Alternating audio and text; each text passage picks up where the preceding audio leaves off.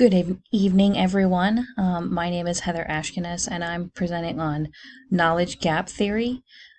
This theory is very interesting, and it basically says that knowledge is a commodity that is not evenly distributed among everyone in our society.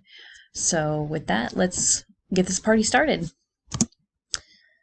It was first introduced in the 1970s by Philip Tritchner, George Donahue, and Clarence Olin. And again, it says that knowledge is a commodity and not distributed to those of lower socioeconomic classes. And they said that as we got more and more technologically advanced, that the gap would grow due to the price of that information and the accessibility of that information. So, for example, they just came out with the Oculus headset that's a wireless VR simulation. And it is one of the more expensive items on the market right now. But again, that's part of the gap that happens right now.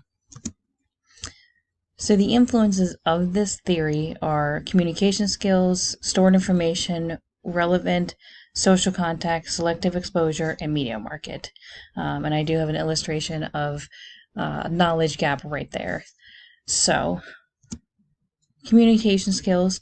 I had a lot of research say that children that are in lower socioeconomic classrooms had more trouble with vocabulary, with comprehension.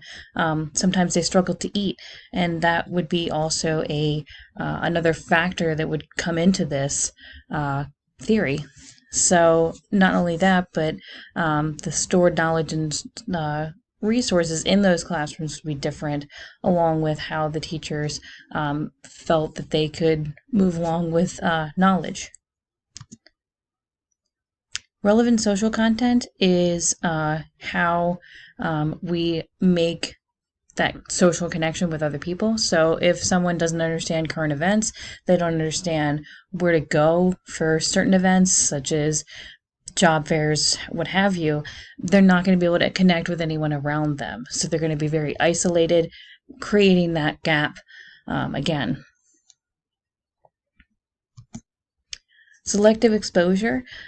This is the distribution of resources and how well people use them. So this would be also carrying over into high school and college. So depending on what high school you go to or college you go to, it would depend on how well you're taught to do different things. The article that I reference has a lot of college students who have no idea how to cite things. They have no idea if a source is credible, and that's something we discussed in class before. Media target markets. So the media really determines kind of where that information is placed, and a lot of times they target higher socioeconomic neighborhoods. So the example I used is the Bronx receives less print newspapers, which would have job interviews, job fairs, events, resources such as where the different welfare offices are, etc., than anywhere else in New York. It said that families under $35,000 really don't. They just tune everything out because they're just trying to survive. And I also had a lot of articles about the racial implications of this, which right now it's more subtle. It's a lot of behind the scenes where it's Facebook is allowing for advertisers to filter out certain things, whereas in the 1960s it was plain as day. I referenced another article in 1990 where McDonald's has a very racially targeted ad. Now, looking back on that, McDonald's is very embarrassed and it wouldn't fly today, but it's something that was advertised. So the way that we change this system, the way we change this gap is investing in all of our school systems, investing in the lowest of us all and bringing them up, because the only way that we can raise this gap and raise everyone to be on equal footing is to have an even playing field for everyone. And in a perfect society, that would be ideal, but unfortunately, that's not the case at the moment.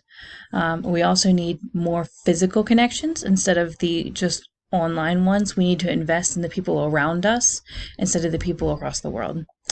And we need to make more resources available to those who are poor or unable to bridge that digital divide. So we have companies like Everyone Connect, where they're providing the internet and everything like that. There are lots of communities that are creating their own Wi-Fi due to the high cost of internet connections and cable packages, and kind of trying to bridge that divide for people who would otherwise be unable to afford the $60 starter package. So that is the theory that I've covered, and I think that it is very possible we could change this, but this is kind of how it stands at the moment. So I hope you enjoyed my presentation, and I hope you have a great night. Thanks.